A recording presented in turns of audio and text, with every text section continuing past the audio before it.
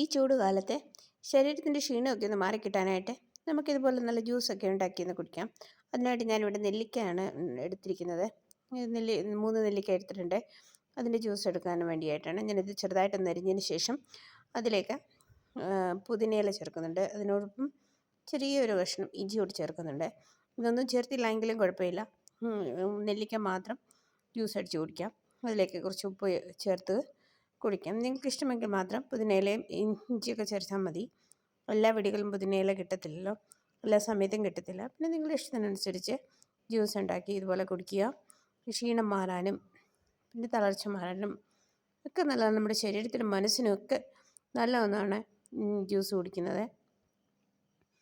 നെല്ലിക്ക ജ്യൂസ് വളരെ നല്ല ഒന്നാണ്. ഷുഗർ പേഷ്യൻസിനൊക്കെ നല്ലതാണ്. അതുകൊണ്ട് തീർച്ചയായും നിങ്ങൾ ഉണ്ടാക്കി നോക്കുക. ചൂട് സമയത്ത് ഇതുപോലെ ശരീരത്തിന് നല്ല ആരോഗ്യം തരുന്ന ജ്യൂസുകളൊക്കെ ഉണ്ടാക്കി കുടിക്കാൻ നോക്കുക. ഇനി ഇതിലേക്ക് ഞാൻ അല്പം വെള്ളം ചേർത്ത് കൊടുത്ത് ഇത് നല്ലവണ്ണം ഒന്ന് മിക്സിയിൽ അരച്ചെടുക്കണം. ഇതുപോലെ അരച്ചെടുത്തതിന് ശേഷം ഇതുപോലെ അരിച്ചെടുക്കുക. എൻ്റെ കയ്യിൽ വലിയ അരിപ്പയില്ല, അതുകൊണ്ട് ചെറിയ അരിപ്പയാണ്. അതുകൊണ്ട് ഞാൻ 2-3 പ്രാവശ്യമായിട്ടാണ് ഇതൊന്ന് അരിച്ചെടുക്കുന്നത്.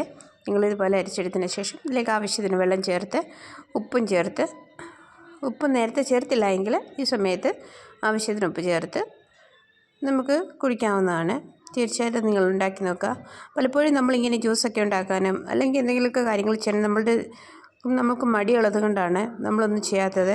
എന്നാൽ മടിയൊക്കെ കൂടാതെ തന്നെ ഇതുപോലെ ചെറിയ ചെറിയ കാര്യങ്ങളൊക്കെ ചെയ്തെടുത്താൽ നമ്മുടെ ശരീരത്തിന് വളരെ നല്ലതാണ്. തീർച്ചയായിട്ടും നിങ്ങൾ വീട്ടിലുണ്ടാക്കി നോക്കുക. കൂടെ തന്നെ കുട്ടികൾക്കും കൊടുക്കുക. ഷുഗർ പേഷ്യൻസ് ഉണ്ടെങ്കിൽ അവർക്കും ഡെയിലി ഉണ്ടാക്കി കൊടുക്കുന്നത് നല്ലതാണ്. ഈ ചൂട് സമയത്ത് തീർച്ചയായിട്ടും ഇതുപോലെ ജ്യൂസൊക്കെ ഉണ്ടാക്കി മറ്റുള്ളവർക്ക് കൂടി കൊടുക്കാൻ നല്ലതാണ്. നിങ്ങളും കുടിക്കുക. തീർച്ചയായും നിങ്ങൾക്ക് എൻ്റെ വീഡിയോ ഇഷ്ടപ്പെട്ടെങ്കിൽ അഭിപ്രായം അറിയിക്കുക, കമൻറ്റ് ചെയ്യുക, ഒന്നും സപ്പോർട്ട് ചെയ്യുക. നെല്ലിക്കയുടെ കൂടെ പുതിന ചേർത്തത് കൊണ്ട് ചെറിയ കയ്പും ചെറിയ പുളിയും ഒക്കെ കൂടിയാണ്. അതുകൊണ്ട് നിങ്ങൾക്ക് ഇഷ്ടമെങ്കിൽ അല്പം നാരങ്ങ നീര് കൂടി ചേർത്ത് ഉപയോഗിക്കാം. അത് നിങ്ങൾക്ക് തീർച്ചയായിട്ടും ഇഷ്ടപ്പെടും. വീട്ടിലുണ്ടാക്കി നോക്കുക ഇതുപോലെ തന്നെ.